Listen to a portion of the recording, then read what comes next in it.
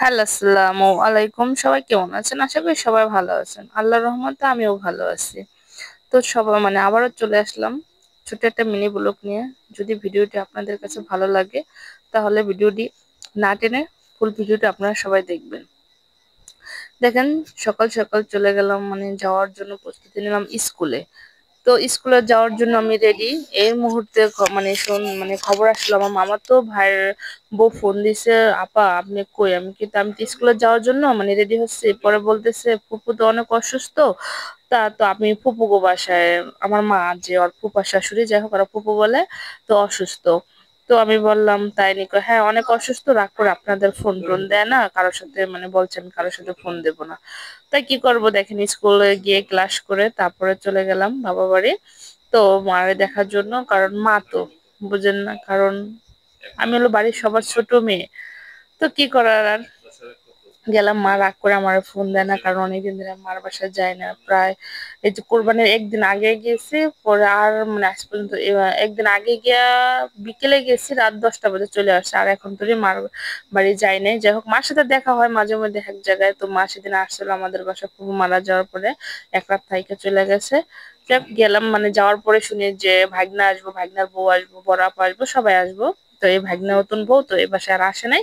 যাই হোক যাওয়ার পর মা দেখি কাজ করতেছে, রান্না বান্না বসে, যে অসুস্থ তা নিয়ে রান্না বান্না বসাই দিছে যে সবাই যাবে শুনছে। যাই হোক, তো মারে বললাম তুমি ওঠো আমি রান্না করি। তো আমি চুলার পর বসে গেলাম। তো এদিকে আবার পিঠা বানাবে, ভাগনা বোঝাবে, তো আমার ছেলেকে দিয়ে গুড়ি ভাঙানোর জন্য বাজারে পাঠাইতেছে, আর এদিকে আমি রান্না করতেছি। গোষ্ঠ হাতে মেখে, সব পরিমাণ মতন দিয়ে হাতে মেখে চুলায় দিয়ে রান্না করতেছি। তো এই যে আমাদের বাইরে দেখেন কত সুন্দর সুপারি গাছ আছে। তো আমি এটা একটু ভিডিও নেওয়ার চেষ্টা করলাম যে কত সুন্দর আমার আব্বার নিজ হাতে লাগানো। যাক এদিকে আবার বোন চলে আসছে, বৃষ্টি ওদের ফোন দিছে অনেক আগে থেকে, আসে না, 12টা বেজে আছে। তো বলতেছে প্রচুর বৃষ্টি, ঘরে থেকে বের হতে পারে না। তো পরে ওরা চলে আসলো, এসে ঘরে বউ আগে গেছে কারণ বউদের ভিডিও নেই নেই, কারণ এই ভাগনা বউ পর্দা করে।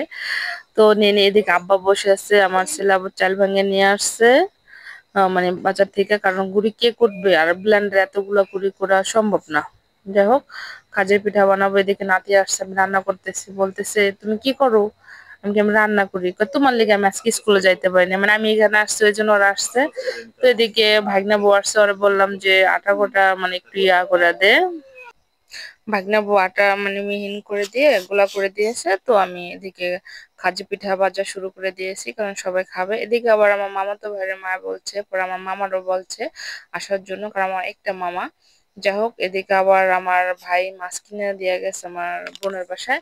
মাছ নিয়ে গেছে, ওই মাছটা কেটে আবার আমার ভাগনা বই কেটে ধুয়ে টুয়ে লবণ টবণ দিয়ে ভাজার জন্য প্রস্তুতি করে দিয়েছে। তো এদিকে বাচ্চারা পিঠা নিয়ে খাচ্ছে, এদিকে নাতিও দাঁড়ায় রয়েছে আমার সাথে, খালি গপ্প মারতেছে। কি করবে আর। তো রান্না বান্না শেষে আমি এদিকে পিঠা বানাচ্ছি, এদিকে খাওয়ার জন্য দিয়েছে আমার মামা, এই যে বড় মামা কাজীহাটে, যে আমার মামা ব্যবসা করে, ফার্নিচার ব্যবসা, তিতু মোল্লা। এদিকে আপনাদের ভাইয়া খাইতে বসছে, আমার ভাগনা। এদিকে আমার বোনের সবাইকে খাওয়া দাওয়া খাচ্ছে, এদের খাওয়া ইয়া করছে, পরিবেশন করতেছে। যাই হোক মামা হাসতেছে, আমি ভিডিও করতেছি। মামা বলতেছে তুই কি করো? আমি বলতেছি আমি ভিডিও করি। যাই হোক, এদিকে মামা তো ভাই মুখ ধরে যাচ্ছে, আমার আব্বা খাচ্ছে, এদিকে আমার মা সবাই ফল টল নিছে, আমার মামা নিছে ড্রাগন আপেল, আমার ভাগনা নিয়েছে, পর আপনাদের ভাইয়াও নিয়েছে, সবাই কেলা রুটি একজনে একটা আনছে। যাই হোক, যে যা পারছে তাই আনছে। তো ফল কেটে দিলাম, ভাগনাকে, সে খাবে না তো তাকেও দিয়ে দিলাম। তারা তো অবশ্য চলে গেছে বিকেলে। তো আমি আর আসিনি, সন্ধ্যা হয়ে গেছে। এদিকে মা আবার দেখি রাত্রে আমি আমার বড় ভাইয়ের ঘরে গেছি। তো আমাদের বাড়িটা পুরো ফাঁকা, কারণ আমার ছোট ভাই ঢাকা থাকে, ভাবিরা ঢাকা থাকে, ছোট ভাই ঢাকা ব্যবসা করে। তো বড় ভাই বাইরে থাকে, তো ভাবিও বাহিরে উমরা হজের জন্য গেছে, ভাই গেছে, ভাবি গেছে, ভাইয়ের বেটা গেছে। তো ভাইয়ের বেটিরা বাসা যাও খালি বাড়ি। এদিকে মায় দেখি ওই দিক ঘর থেকে আইসা দেখি পিঠা বানাচ্ছে। আমি কি করতেছো? কদের তেলে পিঠা বানাই দিই। মা তো বুঝেন না, কারণ কিছু কতদিন পর মা কি খাওয়াবে, কি অসুস্থ তা নিয়ে মা কাজ করতেছে। আমার মা আগে অনেক কাজ করতে পারতো, এখন অসুস্থ কারণে করতে পারে না। কিন্তু আগে সকালবেলা উঠে দেখতো মা সব কাম কাজ সেরে টেরা বয়ে রয়েছে। তো রান্না বান্না সবার আগে করে টেরা বয়ে থাকতো, অনেক কাজ করতো, অনেক গৃহস্থালী ছিল। এছাড়াও মা অনেক কাজ করতে পারতো। তো এদিকে ওদের জন্য পিঠা বানাচ্ছে, ওরা খাচ্ছে। আবার সকালবেলা চলে আসবো দেখি মা ঘুমের থেকে উঠে মাছ ভাজা হয়ে গেছে, ভাতও হয়ে গেছে, গ্যাসে ভাত রান্না করছে। এদিকে মাছ, এদিকে আমার একটা বাচ্চা আছে, ওর নানার একটা লাঠি আছে, আমার আব্বার লাঠি রেখে হাঁটে। মানে এই লাঠি রেখে সারাক্ষণ এই দুষ্টামি দুষ্টামি যতক্ষণ ছিল। তো আমার আব্বা আবার আমার আগায় দিয়ে আসবে। এদিকে মা কিছু, আসলাম ছোট্ট একটা ব্যাগ নিয়ে, তো দুটা নারকেল দিছে। তো যাই হোক, মানে অনেক কিছু দিয়ে দিচ্ছে সাথে। এদিকে ভাগনা বউ আসছে কালকে, কালকে কাপড় চোপড় কিনতে পারি না, তো ওই জন্য বাজারে গেছে আব্বা কিনে। আব্বা বলছে চল, তো ভাগনা বউর জন্য কাপড় চোপড় কেনার জন্য দেখতেছি যে ভাই সতেরো নতুন বউ তো, ওর তো কাপড় চোপড় দিতে হবে। দেখেন তো কেমন হয়েছে থ্রি পিসটা। এই থ্রি পিসটা আমি চয়েস করছি ভাগনা বউর জন্য। তো কি করব, এখানে সুজাত ভাই ঘরে গেলাম, গিয়ে আমার ভাই বিটুর সাথে আছে। তো বোনের জন্য অপেক্ষা করতেছে, বোন কালকে চলে আসছে, তো আসতে বলছে, তো আমি বসে রয়েছি বোনের জন্য। তো বসে বসে আমি কাপড় চোপড় দেখতেছি কোনটা সুন্দর হয় ভাই বিটুদের নিয়ে, মানে দেখতেছি আর একটু ভিডিও করতেছি। যে সুজাত ভাইয়ের ঘর অনেক সুন্দর সুন্দর মানে থ্রি পিস কালেকশন পাওয়া যায়, জমজম, তারপর ভাইরাল থ্রি পিস, তারপর কি যেন গঙ্গা থ্রি পিস, মানে সব পদের থ্রি পিসে পাওয়া যায় ভাইয়ের ঘরে।